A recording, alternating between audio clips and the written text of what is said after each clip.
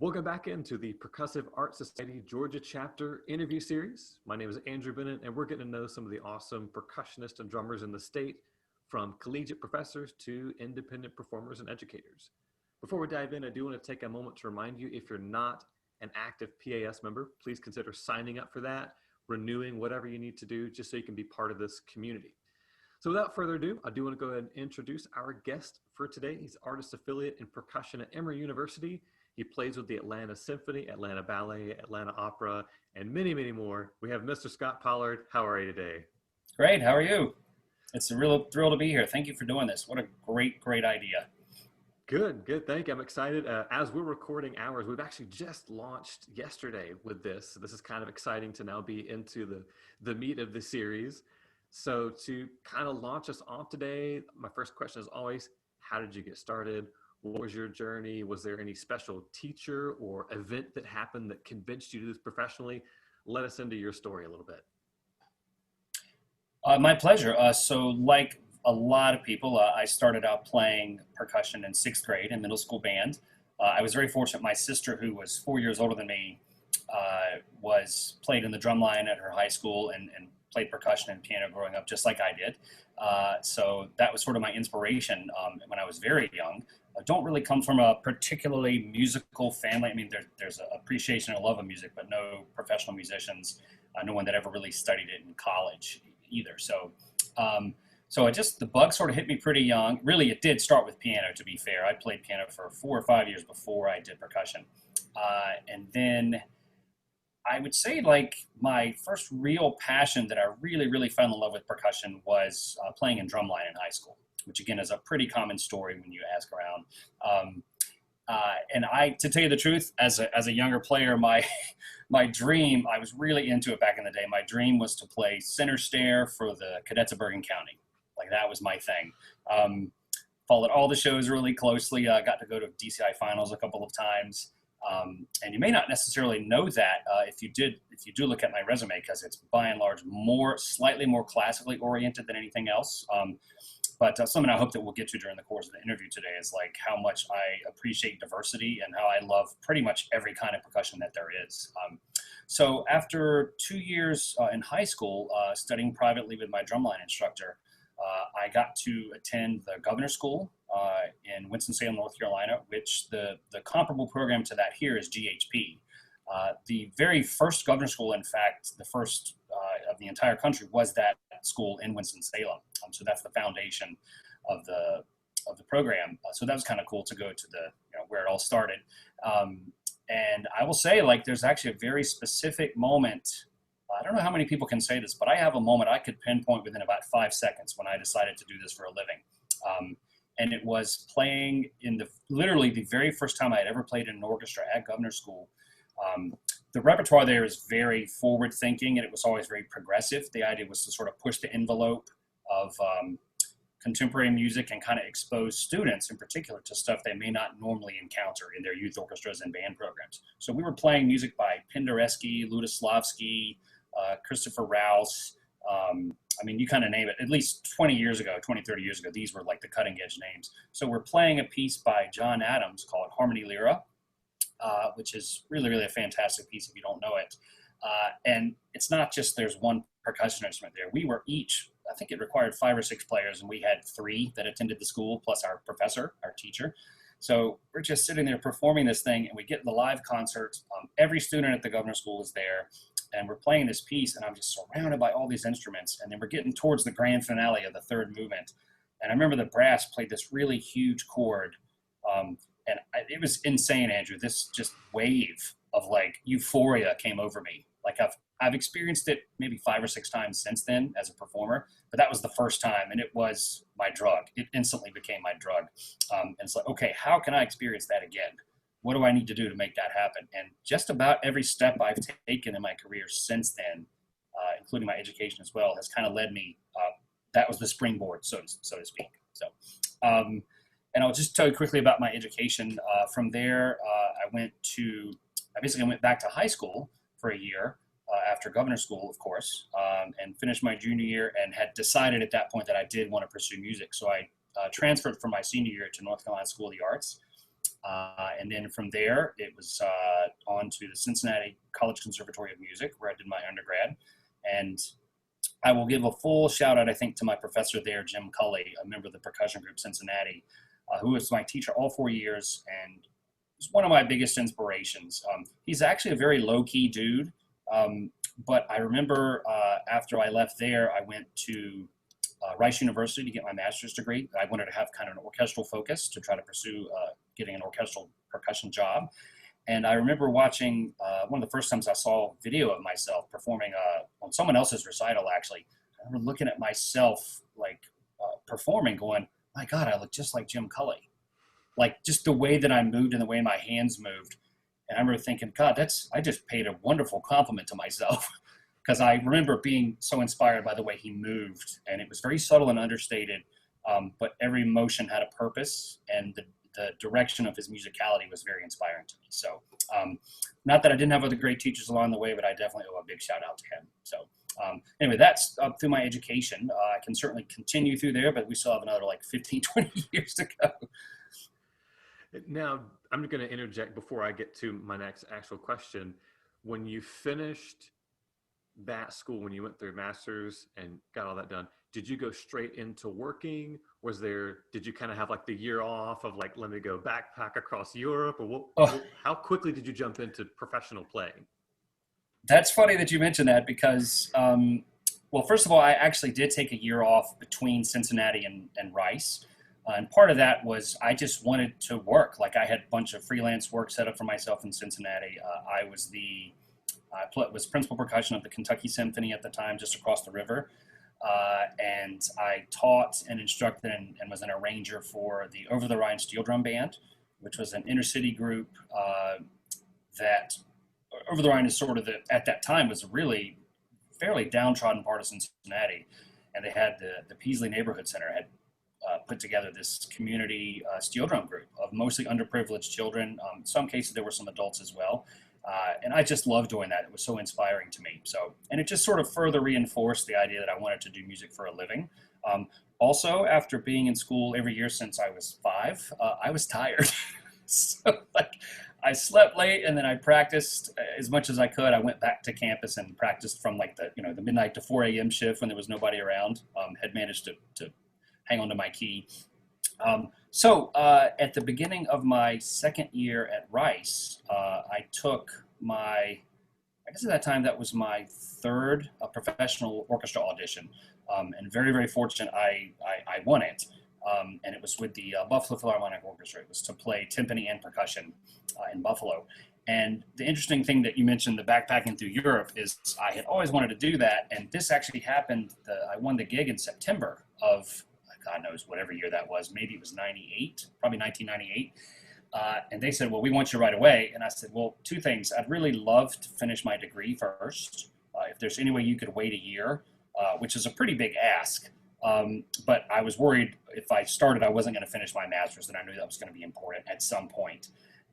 And so they agreed. And then the summer came around. They said, well, we have this summer season. Can you come play the summer? I said, well, apparently it's optional according to the contract. So if you don't mind, if you could wait till September, I'd really love to do this Europe trip that I had planned for myself. So I did exactly what you said. I spent 7 weeks just by myself, did a solo backpacking trip kind of all over Europe, wherever, go to the train station and see, where do I feel like going tonight? And by the way, I saw and experienced some incredible music on that trip, as you may imagine. So yeah, that's how it all started for me. It's really cool to hear stories like that, because I think a lot of time, and hopefully we have some younger listeners or younger watchers with this right now, we think that either we do the full journey straight through school, maybe straight to DMA, whatever it may be, and then you live your life, or you do that first 4 years, you take a year off, and then suddenly your life disappears. But it's nice to know you can take a year off, be right back into it, and then have that full career. And then, like you said, you had a gig waiting, but you still took that time to, I'm going to go enjoy something, do something wild for me. I'm going to go tour Europe on my own. So very cool stuff. And I say this on almost every interview. I like those nuggets where somebody can take away this thing of live your life. Don't forget to live your life. And you can always come back and finish the school or the career. Yeah, I feel like in Europe, in many ways, Europe, Australia, the Kiwis, like sort of have it figured out with the idea of a gap year. I think there's a lot to be said for that.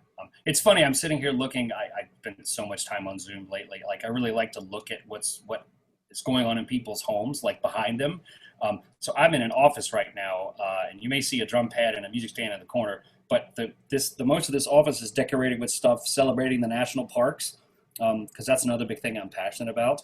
But I brought that up because I'm looking in your back, like right behind your left ear. I'm seeing this, of course, I'm trying to trace it with my cursor, which is not helpful for anyone, but there's no career arc for me. Like I think career and I think lives look like the pattern on that back wall. Like it's these peaks and valleys and up and down. And what I really love about it is just when you get to the far end of it, it goes underneath and then goes up and down again. And then sometimes you wind up right back where you started. And that's kind of what I feel like my life and my career has been. It's not just a straight line. It's not an arc. It's jagged. It's rough. And sometimes there's peaks and valleys, so. I like the analogy. And since we've already kind of dipped into the top of your resume, which I have printed out here next to me, for anybody listening who may not be familiar with Mr. Scott, I'm gonna read off some of the resume, not the whole thing, but performance-wise, you mentioned Buffalo. We've got the U.S. Air Force Concert Band, Atlanta Symphony, Atlanta Ballet, Atlanta Opera that I mentioned at the beginning, North Carolina Symphony, North Carolina Opera, North Carolina Ballet, Atlanta Symphony, or excuse me, I said the Alabama Symphony, Charleston Symphony, Virginia, Key West, Charlotte, Grand Teton Festival Orchestra. There's a whole list here. So can you talk a little bit about either the process of auditioning for all those groups? Are there bridges that get you from one to the next? How do you balance going through different groups and making those transitions? Well, that's a very good question, actually. I have to think of a good answer for it now. So I actually, one of the reasons, again, I kind of mentioned that up and down, that career is really peaks and valleys, is that a lot of people would consider winning an orchestra job to be a peak. And I kind of had an unusual career path in that I was lucky at a very young age to win a job. And it is challenging to do that. I mean, the competition is very, very high at a national level at almost any orchestra job. I mean, you get people from all over the country, even something local that you might think, great, I'm local, I'm good, I have a really good shot at this. I just need to be the best person in this region. And that's not always true, certainly. So I did the job in Buffalo for 3 years. I did get tenure, so I was pretty well set as long as I wanted to stay there. I got tenure after a year. But one of my other passions in percussion is percussion ensemble. And I had met two very close friends and colleagues at Rice. We had formed a percussion trio called the Ataka Percussion Group. And we all sort of went our separate ways after Rice. But after a couple of years in Buffalo, I actually got a little, I don't want to say bored is the wrong word, but I was missing percussion ensemble. I was missing playing at that intimate level. And so I actually got honestly a little bit jaded about the career, and actually even looked into going to law school for a year.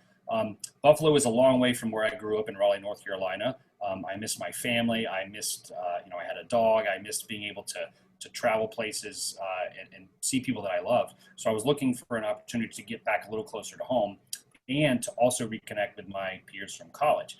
So my buddy Mark Dinitz had already finished his second or third year in the Air Force Band in DC, the Air Force Concert Band, and 2 vacancies came up for that position. And so I'm like, you know what? Wouldn't that be an interesting thing? So I actually took an audition for the Air Force Concert Band. My buddy Adam, who was the third member of our trio, took the same exact audition, and both of us won, which the odds of that are astronomical. I mean, we were pretty good. We prepared, like we tried to leave it as little up to chance as possible, but we both got the job and we're like, you know what? Let's do this. Let's make this happen. So we all three lived in DC, had the same schedule, and then we're able to sort of launch our career in percussion ensemble as well. It was on the side because when you're in a government position like that, you don't have a whole lot of, how do I say this? You don't have a lot of say over your schedule. If they say 4 a.m, you got to be here and do this, you got to be there and do that. There's no union to say, no, you're not allowed to rehearse before 4 a.m. And there were times we were playing for the president or doing an event at the White House or something like that, where you'd literally, it'd be a 12 to 16 hour commitment from whatever time they said. So anyway, that was a jump from there. And then after 4 years of doing that, again, it wasn't so much being bored. It was just, I'm sort of a free spirit, I think, musically. If I'm not doing something, I miss doing it. And so I missed the opportunity to play in an orchestra. I missed playing in ballet. I missed playing in pits for Broadway shows. So I made a calculated choice after those two full-time jobs with the salary and the benefits and all that stuff, calculated risk to take a jump and move back where I grew up to Raleigh and became a full-time freelancer, which is one of the reasons why the resume is full of such a variety of ensembles, because I made the choice to be a freelancer. And that's what I've been doing ever since. That would have been, 7 or 8 years into my career. And to tell you the truth, I don't regret that at all. It can be a little questionable sometimes in terms of knowing where the next paycheck is coming from. But the variety and the diversity of what I get to do, I think completely makes up for that. Very cool, which I'll go and throw out now. We do have some really awesome educational material that we're going to be sharing in a little while from him about. There's a great PDF that you've sent us. You've got some other videos of you talking about this. So again, if for any of our younger listeners, this is key stuff, which I went to music school, and of course a big part of music school is you're studying the instrument and you're studying excerpts and you're studying history and theory.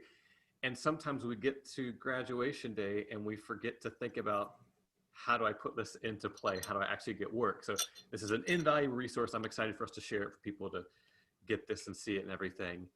Which, while we're plugging you, I want to go ahead and give you the opportunity, since you're wearing your Emory hat today, to talk a little bit about your current not so freelance gig, your teaching spot at Emory. Yes, it's a wonderful opportunity. I really love it. The school obviously has a national reputation academically. People have heard of it from all over the country. You have your little pockets in the country, your different schools that you might consider like Ivy League, like they might say Rice is the Ivy League of the Southwest. Sometimes you hear, that Duke is the Ivy League of the South. I think in many ways, Emory kind of falls into that category. Like academically, the credentials are unparalleled. So music there, we only take undergraduates. I think the choral conducting program and I think the organ program allows master's students. So it's definitely only undergrads that play percussion. There you can get a BA, Bachelor's of Arts degree. And I think my favorite part about it is that I think I'm a pretty well-traveled, pretty well-versed person with a lot of interests. Percussion is just one of them. You can tell, again, I'm a big baseball fan, so as long as we're done today, by the time that second game of the Dodger series starts, we're good. One of the things I love about Emory is that the students come from all over the country, really all over the world. And a lot of times I think I sort of have a pretty weird sense of humor, but I've found that most of my students at Emory tend to get it. They tend to laugh at my jokes, or they've maybe just told each other that they better, or they're going to be in trouble. So the students there, most of them don't necessarily go to Emory intending to be professional musicians. I would say the majority of them don't. But I've given them the background there to be able to do that. So the study that we do, they would tell you, the students, percussion ensemble, private lessons, orchestra, it's fairly intense. I mean, I'm not cutting them some slack just because they might be double majoring in 2 other areas. They're expected to work hard and learn, and the idea is that some of them, if they have an experience like I had at Governor School, that they get the bug and they have the talent and they have the desire that they're going to be ready to do this for a career by the time they leave. And always learning, you're never ever good enough.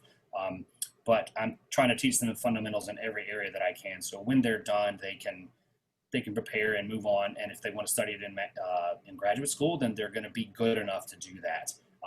And the reality is most of them will probably become doctors and lawyers and politicians and God knows what. But there are opportunities to continue playing after you're done. That's something you think about that's very unique to percussion. And something that I address, I think, in my clinic packet as well, is we get so used to, as percussionists, having instruments there for us. Like, it's just there, and it's a given. I don't have to buy a marimba to play marimba. I don't have to buy timpani to play timpani.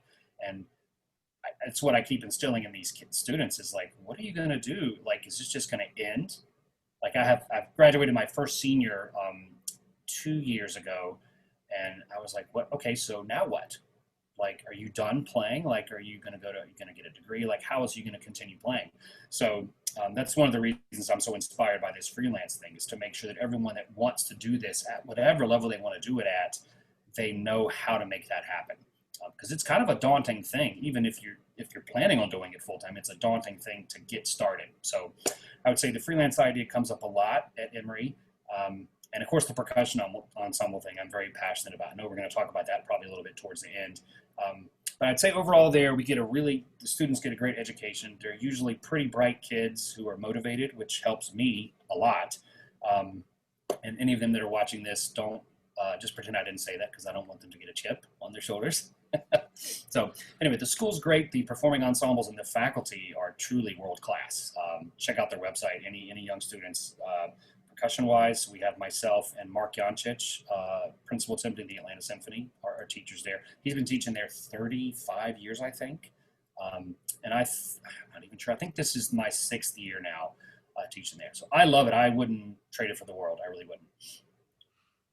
Very cool. And we'll be including links to anything from any of your personal sites or anything like that to the Emory page, so people can check out the program. Again, if any of our younger viewers are watching right now, it's harder to go tour colleges right now, which is going to be one of our topics in just a bit, with everybody still kind of being on sort of the edge of quarantine.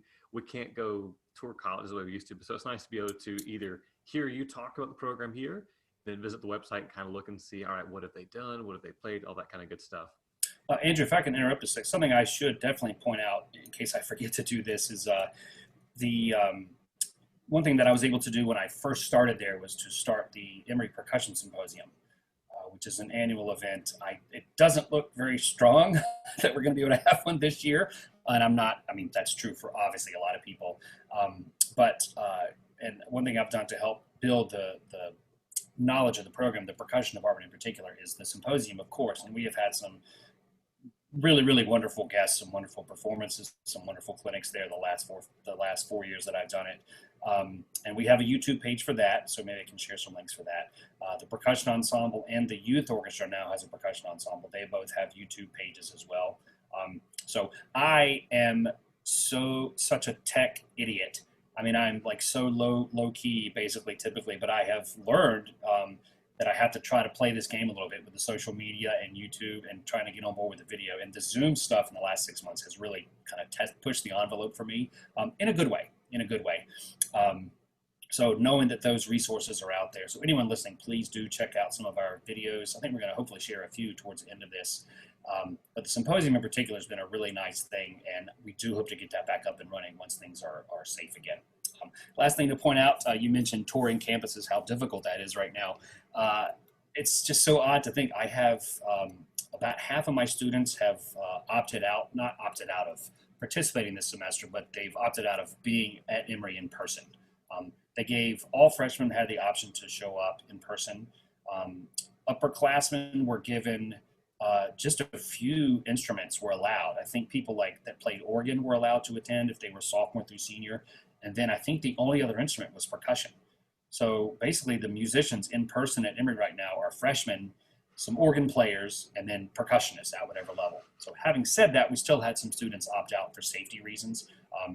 And so I have a student from Northern California, just outside of San Francisco, who is a freshman who I've been teaching Zoom lessons to every week. And she's a lovely, wonderful player, but she has never been to Atlanta. She has never set foot on Emory's campus. And last time we did a lesson, she was wearing her Emory sweatshirt. I'm like, well, where did you get that? She's obviously, Google, not too difficult. But just so strange to think about that, Absolutely. That actually ties well into, I'll go ahead and ask, since you've mentioned some good things that you've done during some of the quarantine stuff, what do you think would be the biggest positive you found from the way things are right now? I found, it's so easy to talk about the negatives of this, and I'm sure, again, like the peaks and valleys thing keeps coming back. We've probably all had our ups and downs with testing things out and frustrations and good experiences. I think to me, probably the best thing was it forced me to kind of rethink the way I educate, what my role is as an educator. We very much tend to get into and get used to it, man. I draw a lot of sports metaphors. When I teach, because percussion is very physical, there's always a lot of sports connections that I make. Not as helpful if the students aren't very athletically inclined, but I do it anyway. Anyway, I found that I need to sort of rethink the way I teach. And physically, when you're not able to be there in person, it's obviously very challenging. Like for me, percussion, no matter what the instrument, I know what every part of my body is doing all the time, and I pay attention to it. I had pretty serious back trouble when I was younger. A lot of it actually came from drumline, like not having very good techniques and practices back then. So it's difficult to teach on a Zoom lesson this full body experience, and to be there in person and to manipulate and to say, all right, lower your feet because sometimes I can't see there, or lower your butt to make your body core more balanced because I can't see their position. So I realized at the end of last semester when the quarantine hit, I'm like, I still need to finish our lessons for the semester, but I also need to come up with a way for them to still be in touch with each other, to communicate. So I came up with the Emory Percussion Club, which is something I think we're actually going to continue doing, because I tend to focus, this was the sports metaphor I was going for before, I tend to focus a lot on X's and O's in my private lessons. And I realized, as much as I talk about it, I don't actually make the students do enough listening. So I basically created, essentially it's a book club for percussion music and orchestral music. So we would do half-an-hour lessons every week with every private student, and then we would all meet collectively for an hour at the end of the week, and they would have listening assignments that they were supposed to listen to and then answer a few questions about and get together, sort of like you would with a book club. So we had some really interesting assignments, and it was cool. Like the students, I realized, had not been exposed to the kind of music that I thought maybe they had. And so I gave them orchestral things to listen to that kind of trace the history of the genre, sort of beginning with Beethoven and actually ending, not coincidentally, with the John Adams Harmony Lyra piece. We had Rite of Spring, Mahler Symphony No. 2, some things like that, where the percussion gets gradually more involved over the last 200 years or so. Did the same thing with percussion ensemble. We listened to Credo and Us by John Cage. They only had 3 percussion ensemble pieces. They're pretty extensive works, though. Drumming by Steve Reich, and Water by Alejandro Viñao. And all of them, again, sort of trace a fairly complex history to the way the genres have evolved. And I just found that was really a wonderful positive. The students were engaged. They perked up. They enjoyed the listening. And if they didn't, they were allowed to say so, and they were allowed to give their opinions and share. And it's something that once we're back in person, I'm going to continue doing that. To me, that just finding a creative way around not being able to be there in person, I think was, to me, the best part of the quarantine so far. Very cool. And as with everything so far in this conversation, I think that kind of leads well. We had one big topic we were going to talk about today, because when I asked you about doing an educational segment, at least 2 things that you were really passionate about: the freelancing stuff, which we're going to be sharing separately, and it's something I'm excited to talk about because we have similar views on this, but conducting a percussion ensemble, and maybe whether you should or shouldn't, and how that goes, which I'm sure right now, and none of us are conducting any ensembles, but talk to me about conducting percussion ensemble. So actually, one thing I am very fortunate, it took about 6 weeks into school to make this happen, but the Emory Percussion Ensemble actually is playing in person. Very nice. You're one of the few that I know that are doing that. We have rule after rule after rule after rule set up to make sure that it's safe. We are playing 12 feet apart, which if you've done percussion ensemble already, you can realize there's some inherent problems and challenges there. Everyone's wearing masks. We have regulations about how much time in a space you can spend before you have to leave and then let the air circulate and then come back. So it's an interesting challenge. We are about to have our 3rd rehearsal this evening, actually. Probably around 6:30 this evening, I'll do my drive to Atlanta. By the way, the number one best thing about quarantine was not having to drive and sit in traffic to and from Atlanta. And tonight I get to do it after rush hour. No morning rush hour, no evening rush hour. It's glorious. But I am missing about half of my normal cadre of students. So, and many of them are young, many of them are freshmen. So, it's an interesting experience. Like many of them, it's their only face-to-face experience that they've had as an Emory freshman. And you can imagine what that would be like. So right now we have a quartet, and 2 of them are freshmen, and those 2 are not taking private lessons, which those all have to happen over Zoom.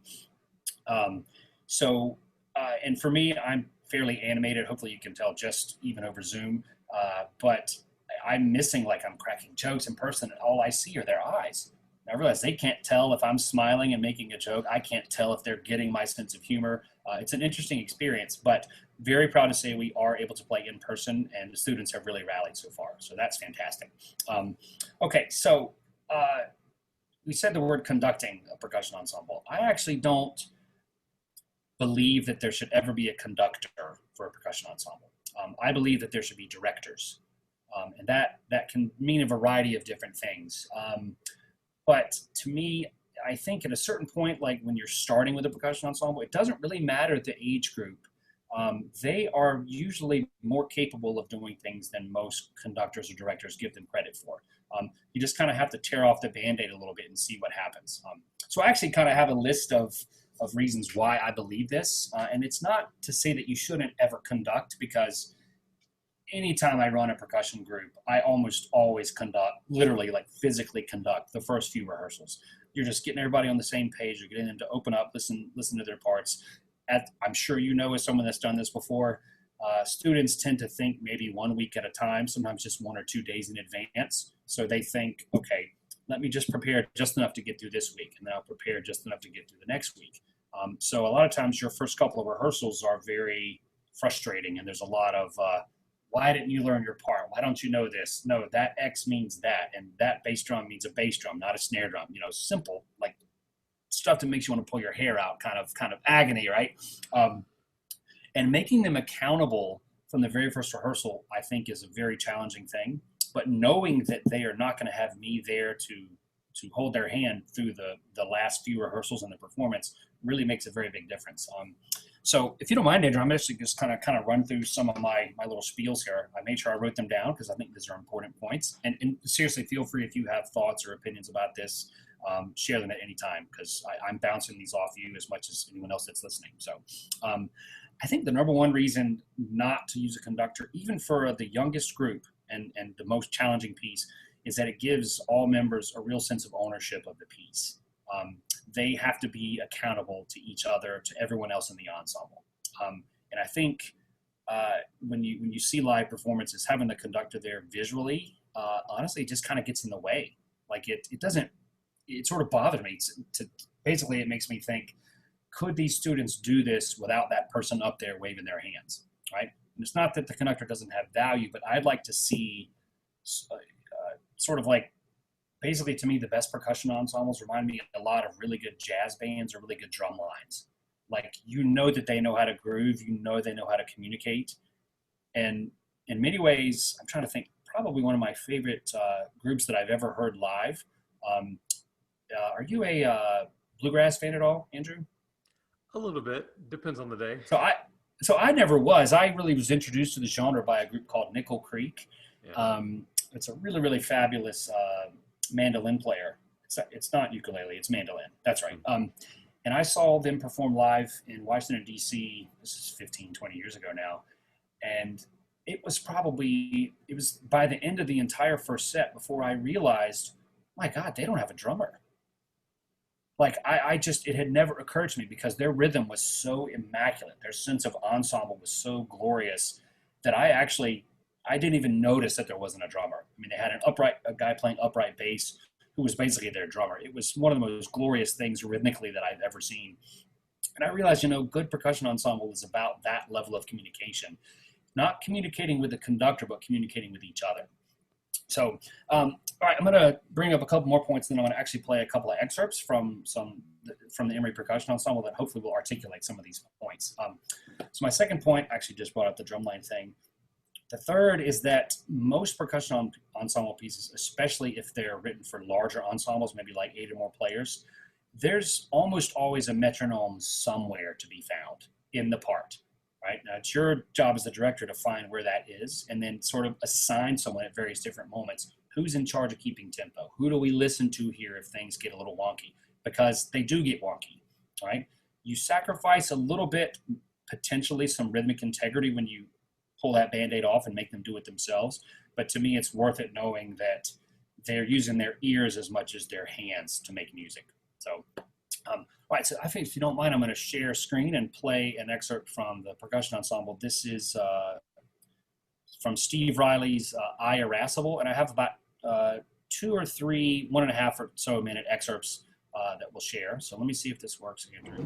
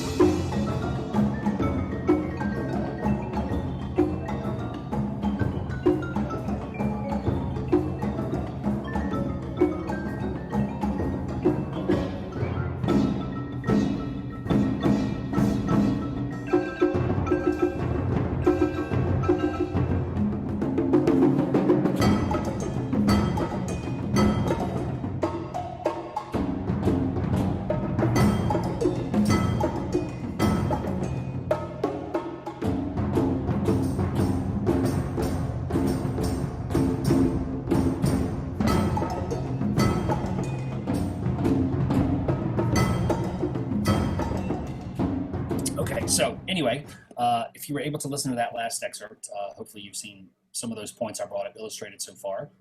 And it's not a perfect performance. Like, there are flaws. There are little moments that aren't as tight as others. But what makes me so proud of them as a director is that I wasn't up there to guide them through it. Like, they had to find the metronome in that case. They had to find who to look to make sure that things locked. Okay. So a few more points about this. I think, may have mentioned this already, I think just visually not having a conductor there is so much more stimulating. Like, just watching the motion and the activity of the ensemble without literally someone's hands, that's sort of the focal point in the way. You think about watching an orchestra, one of the things I love about orchestra as opposed to in some ways wind ensemble is that there's a lot more motion involved. It's not just like in a wind ensemble, where's the motion? Like in terms of the instruments themselves. You have the trombone slides moving back and forth, a little bit some finger activity, but the majority of the motion that happens in a wind ensemble is in the percussion section. So there's always a lot to latch onto there. In orchestra, you have the strings moving, you have the percussion moving, there's a lot of stuff going on. So in that case, it's funny to me, I go see a professional orchestra and I almost never pay attention to the conductor. I kind of just want them to get out of the way.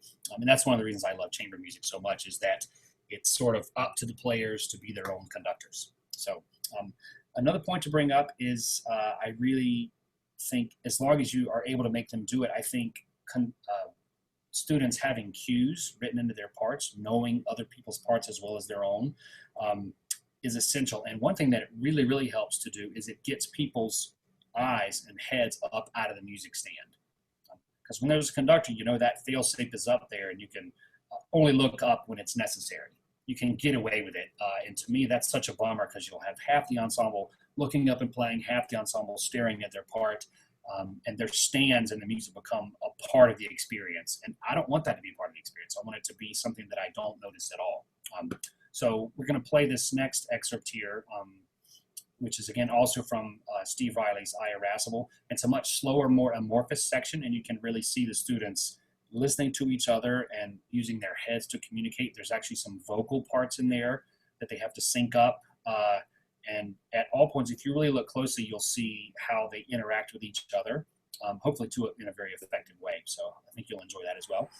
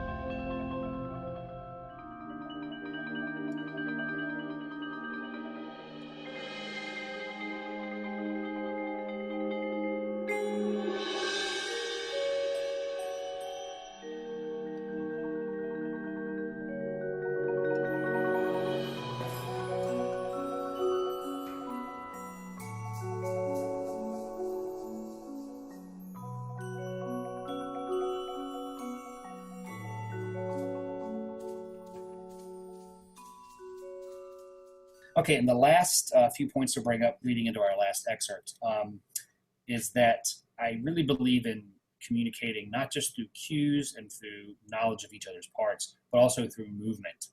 I think I like drawing these parallels, of course, like I mentioned, to jazz band and drumline. Those are very physical, almost dance-like experiences when they're done well. And I think that's never more true than with percussion ensemble. Imagine if you went to the ballet and the conductor wasn't in the pit, but standing on stage conducting. And that to me is what it sort of feels like when I see someone conduct percussion ensemble. Like, you're in the way, man, get out of the way. You know, I want to see this dance-like quality take effect. And so the next excerpt is actually from a much slower chorale type marimba arrangement that I did of Morton Lauridsen's O Magnum Mysterium. Really, really beautiful piece. And it's for two five-octave marimbas that are, in this case, I have them arranged so that they're facing each other. One of the things that I did for years and years and years with my percussion trio was, it sort of became a niche for us. We would take various pieces and arrange them or have composed for us for 3 players on one 5-octave instrument. And again, to kind of bring up that dance-like quality, you get in each other's way. Like, there's kind of no way around it. And you can kind of find different creative ways to get to the instrument, to kind of move your elbows, to use different parts of the bar. And you wind up finding there's almost no way to play that kind of music unless you memorize your music. Because if you're staring at a stand, you can't do the choreography that's necessary to kind of make that thing happen. So one brief concession, I did try to arrange this particular piece for one 5-octave marimba, and I was just, some of the voicings were a little too close together. It actually just wasn't going to work. So my concession was, let's have 2 marimbas facing each other. So they're not quite as in each other's way as you might sometimes see. But one thing you will notice from this clip is that they do communicate, and there's no, like, it's a very there is a time to it, but it's a chorale. So it speeds up, it slows down. And you'll notice at all times they're aware of how each other are moving and how they're beginning and ending their roles, and their start and stop points are synced by repetition. Of course, they've done it a lot, but also in that moment, you know, when nerves are shaking and they're playing for an audience, like, they can rely on each other to help each other through if something doesn't go quite right. So.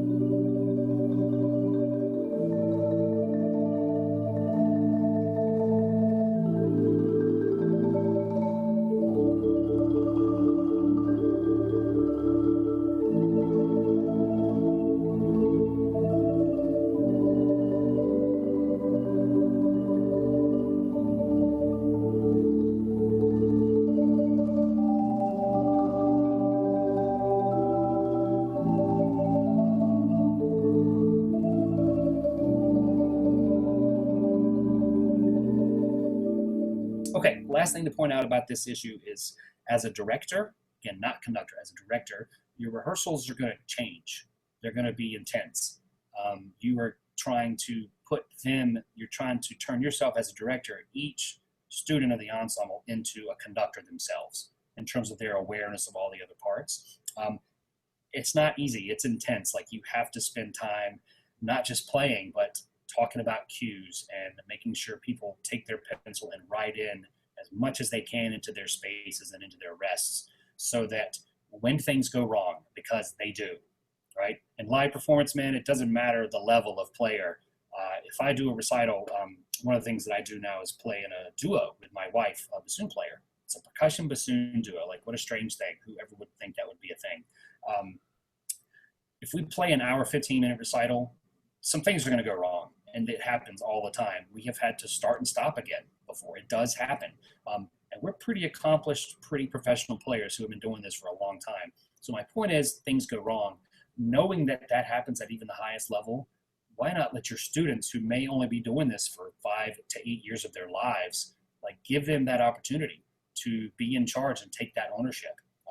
But it does make rehearsals intense, and it's not just about, here's the beat, follow my beat. If you get lost, be ready to go there. So last thing to bring up with this is that the way you set up your ensemble is really, really important.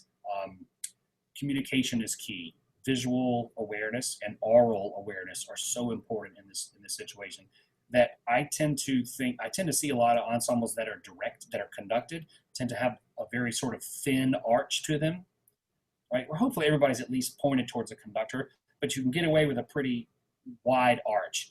And to me, when you take away the conductor, things have to get condensed. The setup is really crucial. Like, if you have sort of leaders in the group, they have to be visible to everyone. Ideally, everyone can see everyone else. If you're talking about 4 players, that's easy to do. If you're talking about 13 to 16, that gets more complicated. Stage setups aren't always conducive to that. So we've had to get creative at Emory because the stage where we perform, there are risers, and there's actually only a fairly small area that's flat. And then there's some sort of percussion-specific area up top, which works great in orchestra. But for percussion ensemble, you have one person way over here and another person 60 feet on the other side, and the angle is not sharp enough that they can see each other. So we try to really make a point of paying real close attention to how things set up, and that really winds up being on you, the director, to experiment and take some time. So that's what I mean about intense rehearsals. Like, there's going to be a lot of time that isn't just playing and conducting. There's going to be a lot of other stuff that winds up taking precedence once the Band-Aid is peeled off and they're on stage, the lights come on, they're all entirely on their own. So anyway, you can probably tell I'm pretty passionate about this. But it's not to say that you're giving people a bad experience when you conduct, but I think you're giving them only about half the experience that they should get. So that's how I feel about that. Excellent. Now, I know we're going to have to wrap this up probably in the next minute or two. I do hope that we'll have you out some other time to talk some more about this, or just other segments in the future, so we can pick your brain a little more. Please. If you want to have this, if there's anything else you want to say, this is your time to any last words, and then I'll wrap us up. Well, young players, old players, whoever's watching this, any friends and colleagues who are laughing at me right now, I hope I'll get to watch your interviews too and laugh at you. But I would say, especially for the students, I think education is my biggest passion. I love working with students, and I say this in any of the different varieties of clinics that I've done around the country over the years. Like, I always have my email and Facebook address listed on there. I believe if you share the clinic packet, that should be in there. I'm passionate about this. You don't have to be a private student of mine to send me an email and say, hey, Mr. Pollard, I saw this and was interested. Can you help me? What do you suggest I do? And the beauty about the percussion world is that most of the time, if the person you're asking isn't an expert in that area, it will not take more than a quick email to refer them to someone who is an expert in that area, because it's such a tight-knit community. And again, like I said, not entirely, but primarily, my career now is mostly based on playing in large ensembles, my performing career. But I still have a passion for drumline. I still have a passion for jazz band. I still have a passion for all these other areas of percussion. And I will say one thing about the symposium, that in 4 years, we've managed to basically, the goal was to try to create over 4 years what you might experience if you were able to attend the PAS convention for 4 straight days. Every hour, something different and unique going on. And you wind up covering almost every genre. If you choose to and you're interested, you can check out a drum set player. So we've had a drum set artist, we've had a marching band artist, we've had marimba soloists, we've had college professors, we've had high school teachers, we've had a variety, we've had percussion ensembles. And so the idea, and I will say the only thing I don't have yet, I think, to check off is an ethnic percussion expert. And so pay attention in the next couple of years. There's going to be someone come in who is like a crazy, wicked maraca soloist or something like that, just to make you look at an instrument in a very different way. That to me was always my favorite thing about the PASIC convention, the international, the PASIC, is that you could watch someone play an instrument that you probably took for granted, and watch someone in the hands of an expert totally reinvent in your mind what's possible in that instrument.